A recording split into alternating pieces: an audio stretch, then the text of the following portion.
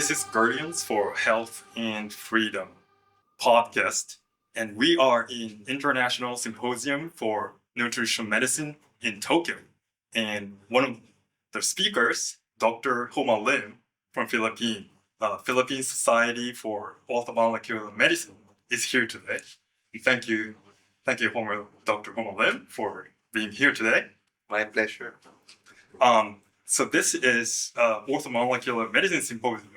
Yep. So for lay person like myself, could you explain what orthomolecular medicine is? When you say orthomolecular medicine, it means that you're using the right molecule for treating or trying to remove or reduce symptoms or diseases. Example would be if you have fever, it's not a deficiency of a certain drug like paracetamol or aspirin.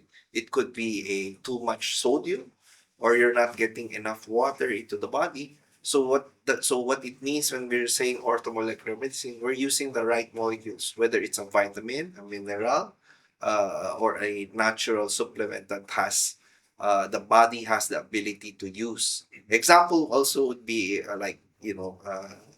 the cannabis. Cannabis is a natural product, yet the body has receptors to those cellular receptors to those types of products. So these are what we call orthomolecular approach to treating diseases. So in allopathic medicine that modern medicine is familiar with, instead of just taking out the symptom, you're going for basically working against those root cause. Yeah, well, some of the what we call synthetic drugs or medicine do have some interaction to certain receptors. However, these receptors sometimes, these products or medical synthetic drugs bind to certain receptors too much to a point that it's not natural anymore. Right. So that's why people do develop side effects because it's number one, not natural. The way the synthetic drug was made either enhances or depresses a certain function too much to the point that it actually has adverse effects to the entire body. And in your profile, you worked with ivermectin vitamin to cure COVID-19. Yes. And how was it like in Philippines? Like ivermectin was really demonized in. Oh, definitely. I was together with Doctor. We had a group back in the Philippines called CDCPH, which is Concerned Doctors and Citizens of the Philippines, and that is what actually we were trying to advocate to stop the lockdowns and to use drugs that are really shown to be effective for COVID. And one of them really was ivermectin. And during that time, it was hard because, of course, number one, there was ivermectin was not available in the Philippines initially. It was only approved probably the latter part of 2023. And that being so, even that time we were really targeted by the authorities. Yeah, because it was against their belief that ivermectin doesn't work. But I'm pretty confident. I'm sure with the numbers that the CDCPH organization during that time, of which I was president for about 6 months, we probably have saved at least over 2 to 3 million Filipinos from dying from COVID. Right. We're not talking about COVID that is mild. We're talking about those really with severe COVID that we have. I'm sure at least 2 to 3 million people were really saved with just ivermectin. That's great. And just move on to your presentation that you did yesterday. So you talk about man-made toxins. And could you explain to us what man-made toxins are and how orthomolecular medicine work with those man-made toxins? Well, example would be when you mine certain minerals. The earliest mining method for which is the most expensive is actually gold. Right. One way to actually purify gold is to use mercury. Right. And normally people back in the days until now, where they do what we call the backyard mining or small scale mining, is they would actually use the river and the lakes to wash off the mercury. Oh, okay. So you're just putting out into the So environment. you try to purify the gold using mercury. So you have the pure gold, but the mercury you have to wash it off because mercury is very toxic. Right. So you wash it out through the river and lakes, and that goes to the environment. And of course, that's why large fishes would contain high levels of mercury because they're the end animal, because Right. smaller fish takes the mercury, and the bigger fish eats the smaller fishes, Right. and so we end up with Eating mercury, those fish. eating those fish, and we have high levels of mercury.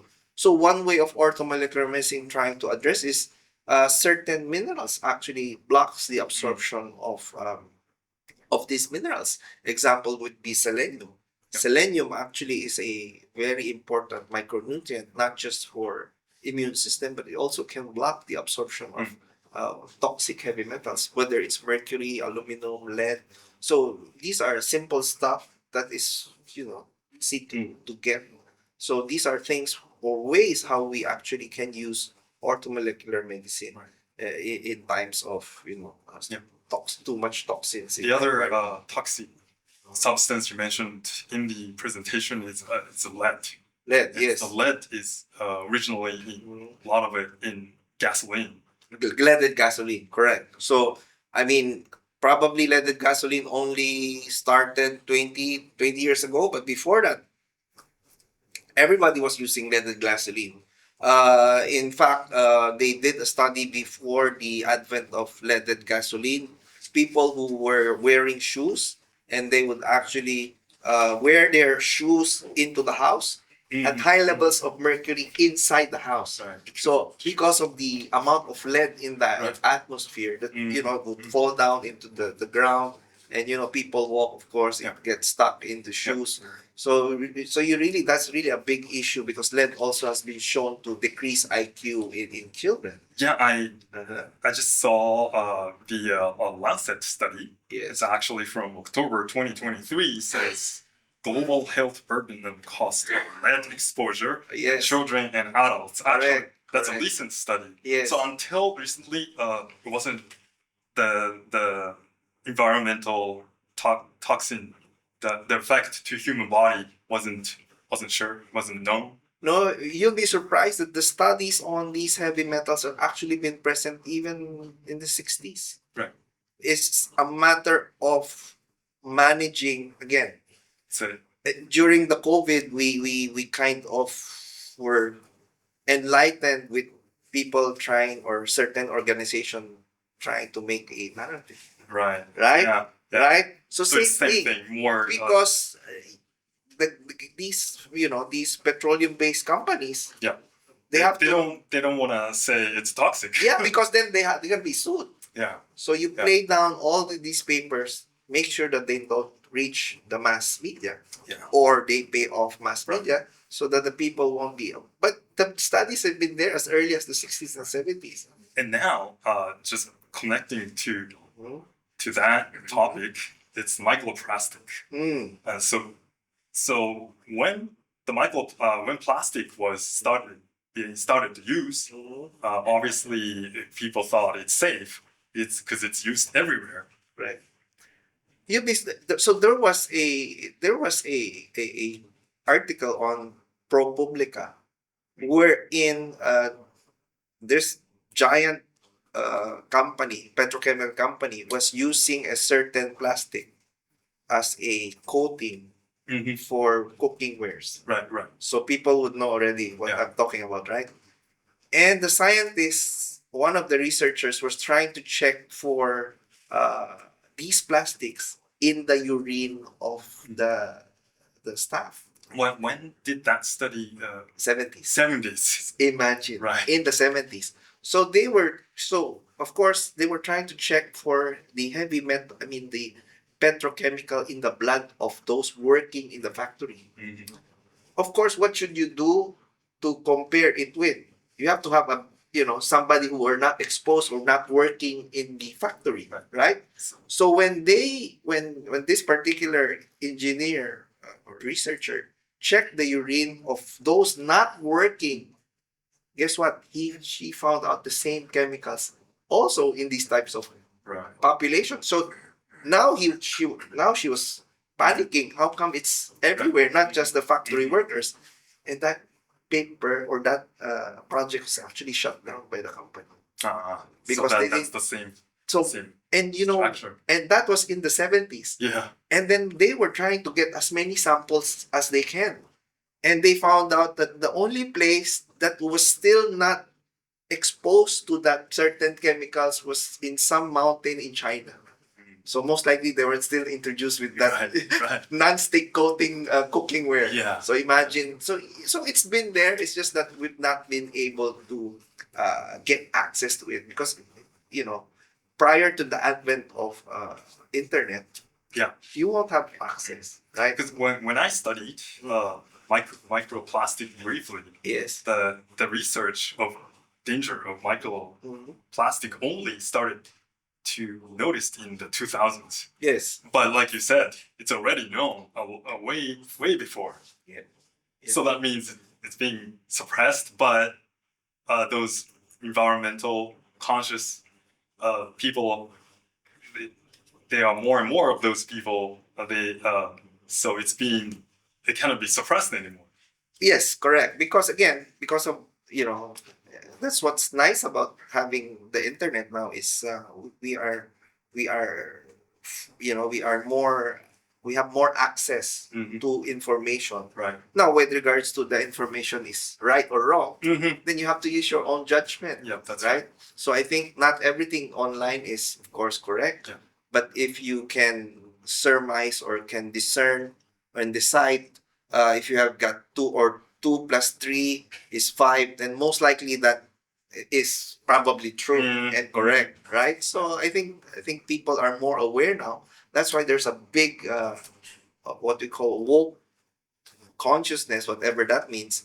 And Yes, more like people, awakening. awakening Yeah. of the consciousness. No, so I think that's really a very very big problem now for those who wants to run a Yeah. certain narrative. Especially in Uh-huh. Japan right now. Yeah. In the US, the COVID narrative is Yes. totally broken down now. Secretary Yes, Kennedy correct. is going really ahead. Yes. Those exposing Yes, correct. the big pharma narrative. Yes. And in Japan right now, it's still the pharma narrative is very strong. Yeah. I mean, we have to understand because we have to look into it because in a way because of panic, I would say really more of panic and fear in government institution wherein they really have to kind of try to control a certain narrative because they don't want people to not follow the rules and regulations, right? So of course, once the data has come out and shown that there is a certain risk or a certain damage or injury that is caused by these types of interventions, whether it's the vaccine, whether it's the lockdown. So these are what we call unintended consequences. However, when you keep on denying that the consequences are not existent, then that's a big problem. Yeah, it's like lockdown caused a lot of suicides and domestic violence. Obviously, those who decided the lockdown is necessary, probably they didn't think about those. Because they're locked down in a big house. Yeah. What are those who are locked down in a small place? You go nuts. You go crazy, right? Yeah. So and but long term, let's even if you remove those who have been who wanted to kill themselves, or who wanted or who had divorce or separation because of domestic abuse, just imagine the kids during the lockdowns who are until this day Yeah. still have anxiety and depression due to the lockdown. Yeah. They never want to go out of the Yeah. house anymore. Yeah. They have social anxiety. And those who made those policies will never be They will not admit, because then, responsible for. because if they will admit, then they will be responsible. Yeah. So I think that's one of the things that has to be resolved sooner than later, Yeah. because this is not just in Japan or the Philippines. I You think could it's all see over the world. you could see already all over the world. There's a mass awakening. Mhm. You could see their protests in Nepal, now in UK. So you could see that That's there's a really big awakening in a large group of people. And once we reach a certain threshold, it's gonna be a worldwide phenomenon. Yeah, that's right. And probably those elites don't want that. Well, just going back for a little bit to microplastic. So they accumulate in Everywhere. in Everywhere. Whether so people think that once you inhale it or you drink it, it goes to the gut and it stays there, and you just pee it or poop it. So now we know it goes even to the brain, to your bone marrow, to every single organ of the body. And that's causing nutrition deficiency somehow. Well, if it's just nutritional deficiency, then it's easy to resolve. Right. But microplastic stays in the tissues forever. Mm. How do you remove plastics in the brain? You remove the brain. Right. So there's no way. Right. No solution right now. So right now, we don't have the solution except remove microplastics from the environment. From the environment. Because once it's in the tissues, you cannot get it out. And now those that basically plastic is petrol based. Yes. So actually to remove those. The civilization itself needs a real big turn. I mean, there are alternatives there. I guess it's because you have the petrochemicals companies or corporations who have more access to large scale manufacturing, Right. which comes out cheaper. Yeah. Because if you have alternatives, but they are small scale, of course it's going to be more expensive, right? So I think it's more of a scale.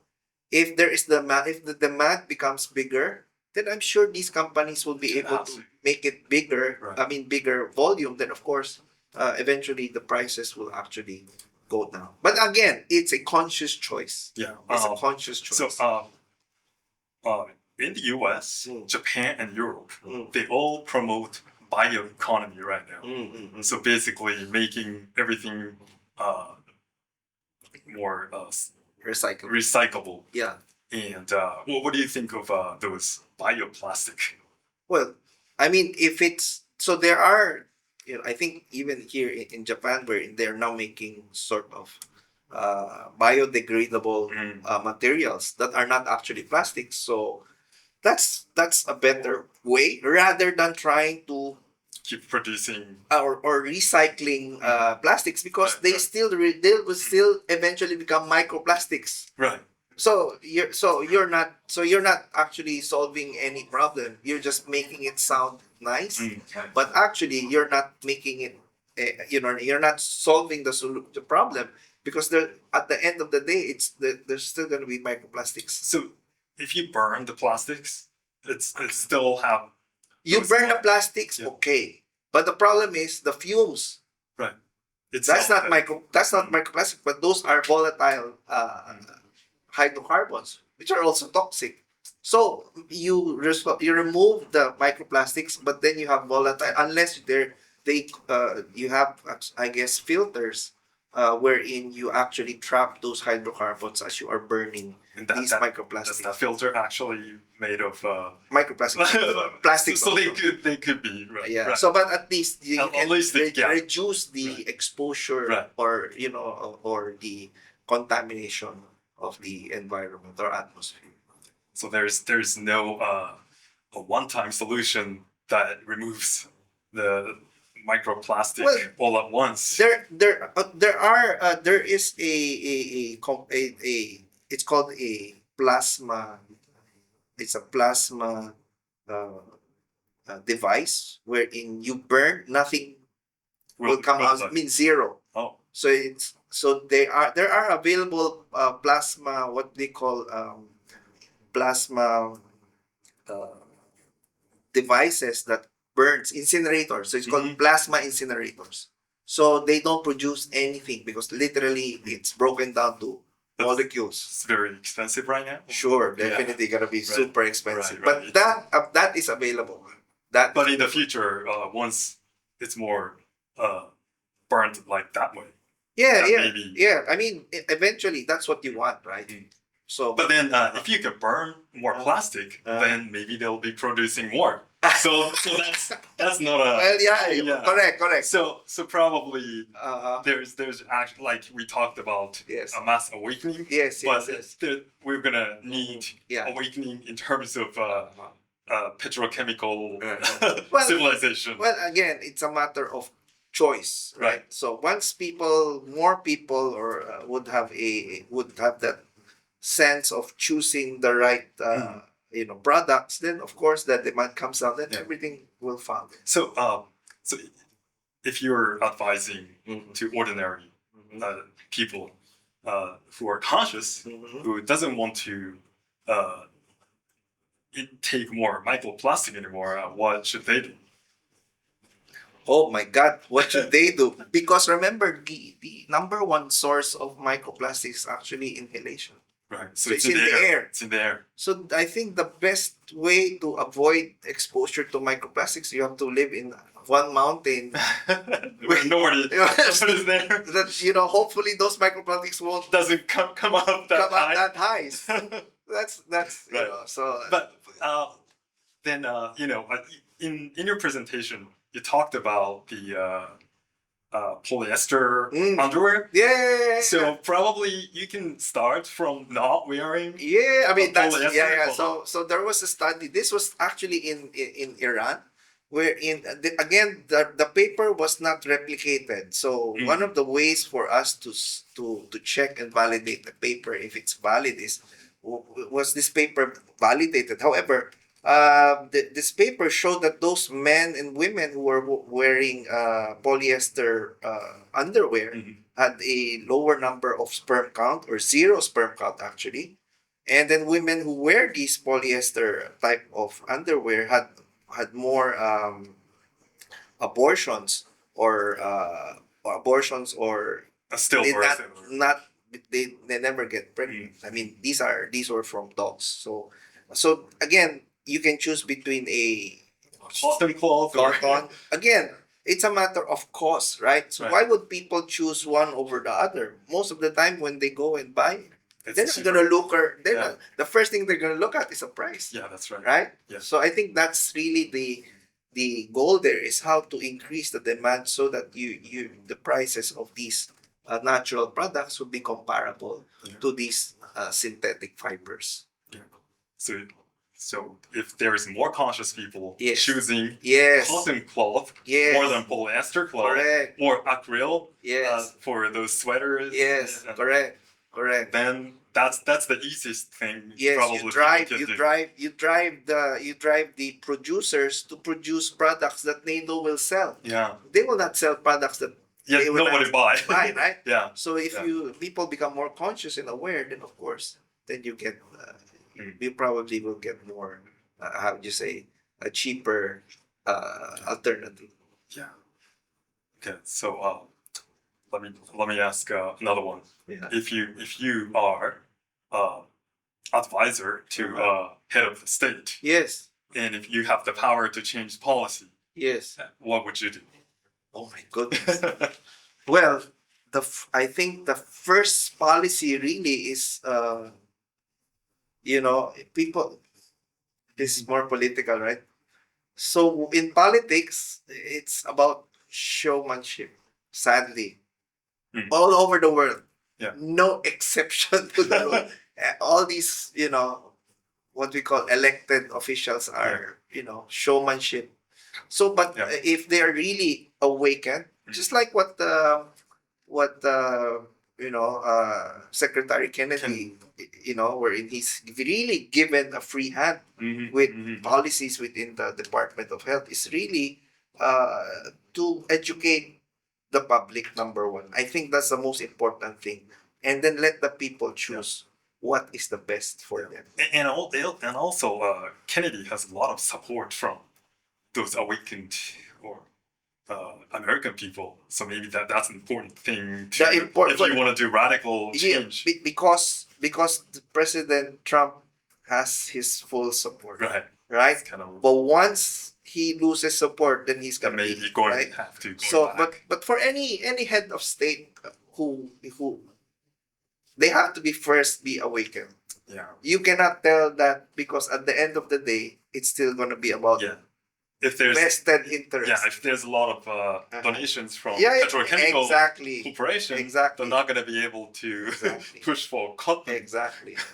So that's why I think more of. But if I would be an advisor to a certain, the first thing really is to make all the information available. Let the people decide what is the best for them. If they still think plastic is the best for them, then that's their choice. Right. That's democracy. We cannot do anything, right? Yeah. But if they say, oh, since we have them, why not we use this one instead of using plastics? Why not switch to natural, which we have been doing prior to the advent of plastics, right? That's right. The only reason these plastic products came was because we had too much byproducts from producing oil. Right. Producing fuel from oil, right? So, but I think if once people are more aware, then they will choose the others, the more natural side. Who doesn't want to live longer and healthier? More healthier. Yeah, right. So I think more of, if we are, make all the available, avoid what we call a certain narrative or a certain not an agency, a certain group that would want this over that. But again, it's a matter of choice. So if people become more aware and conscious, then I think that's the best solution for this. Actually, that's a great place to wrap up, because Guardians for Health and Freedom is basically an organization who want to advocate for healthier, better living with more right information, and so that people can choose. So I want to wrap up here, and if you have some last word.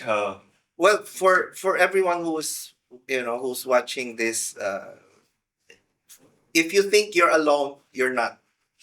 I think a lot of people who are in this group, we think that we're the minority. We're not the minority. It's just that the other side has more power. More resources. Right? But in what I can see, more people are actually for this. It's just that they're too busy. They're too busy living the life because they are trying to survive. They have to provide food for the table, right? So that's the only reason that you think that you're alone. It's that once people are free of trying to struggle to eat, to live, to pay rent, guess what? We're gonna be the 80%. Maybe even 95%. 90, maybe 99%. But I'm sure there is a big group. It's just that you need to awaken them. Just like what happened now in Nepal, in France, in UK. People are more aware now because there's a tipping point. And that is what that other group don't want to happen. The tipping point where people would really shout and come and say, stop what you are doing. Well, thank you. Thank you. Dr. Lim. Thank you. Thank you very much. Thank you. Bye-bye. Bye-bye. Bye. ガーディアンズ・フォー・ヘルス・アンド・フリーダム代表の柳下敦夫です。チャンネル登録といいねをよろしくお願いします。